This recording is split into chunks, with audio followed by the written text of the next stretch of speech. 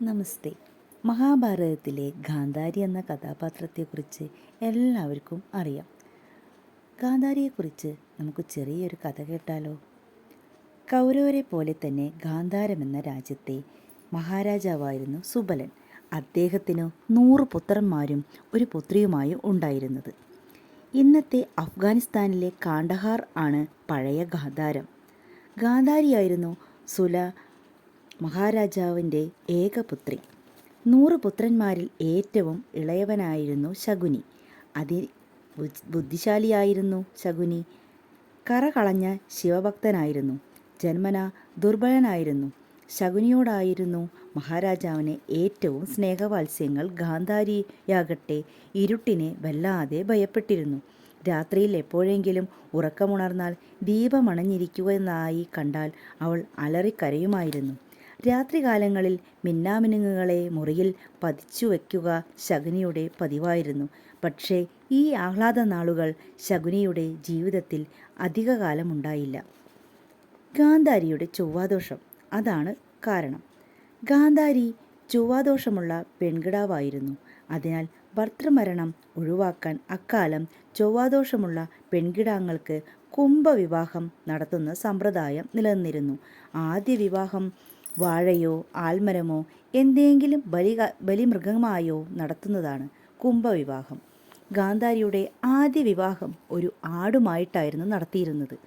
പിന്നീട് ആടിനെ ബലി കഴിച്ചു. അങ്ങനെ ഗാന്ധാരി ആടിൻ്റെ വിധവയായി. അതോടെ ഗാന്ധാരിയുടെ ചൊവ്വാദോഷം നീങ്ങുന്നതായി സുബലൻ കരുതി.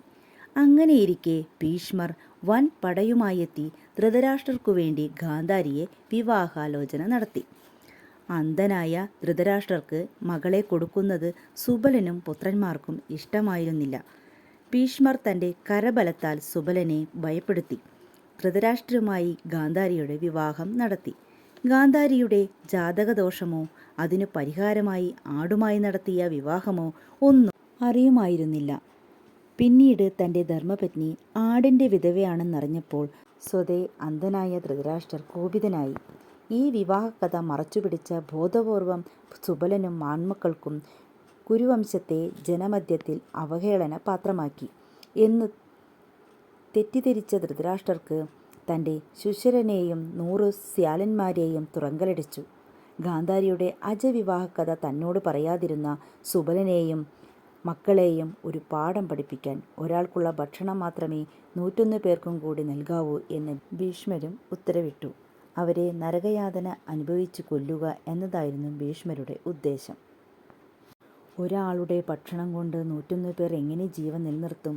അതുകൊണ്ട് സുബലനും 100 മക്കളും ചേർന്ന് ഒരു തീരുമാനത്തിലെത്തി. ഒരാൾ മാത്രം ഭക്ഷണം കഴിക്കുക, മറ്റുള്ളവർ പട്ടിണി കിടന്നു മരിക്കുക. ജീവൻ നിലനിർത്തുന്നയാൾ ധൃതരാഷ്ട്രരോടും ഭീഷ്മരോടും ഈ കൊടും ക്രൂരതയ്ക്കു പകപോക്കണം. ഇതിനായി അവർ നിശ്ചയിച്ചത് ഏറ്റവും ഇളയവനും ഏറ്റവും ദുർബലനെങ്കിലും അതിബുദ്ധിമാനും ഏവരുടെയും സ്നേഹഭാജനവുമായ ശകുനിയെ ആയിരുന്നു. ശകുനിയെ അതിനായി നിശ്ചയിച്ചതും ഒരു ബുദ്ധി പരീക്ഷണത്തിൻ്റെ അടിസ്ഥാനത്തിലായിരുന്നു.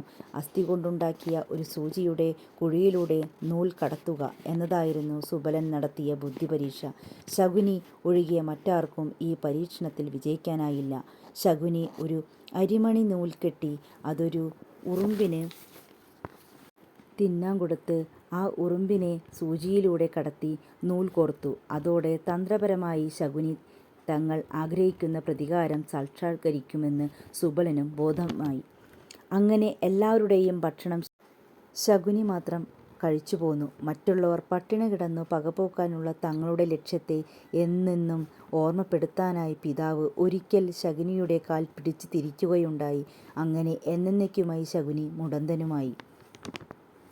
മക്കൾ ഓരോരുത്തരുമായി പട്ടിണിയിൽ മരിക്കുന്നത് ഹൃദയം തകർന്ന് നോക്കി നിൽക്കെ നിസ്സഹായനായ ആ പിതാവിന് കഴിഞ്ഞുള്ളൂ. ഒടുവിൽ തൻ്റെ മരണം ഉറപ്പായപ്പോൾ അദ്ദേഹം ധൃതരാഷ്ട്രരോട് തൻ്റെ അന്ത്യ അഭിലാഷമായ നിലയിൽ ശകുനിയെ സംരക്ഷിക്കാൻ അപേക്ഷിച്ചു.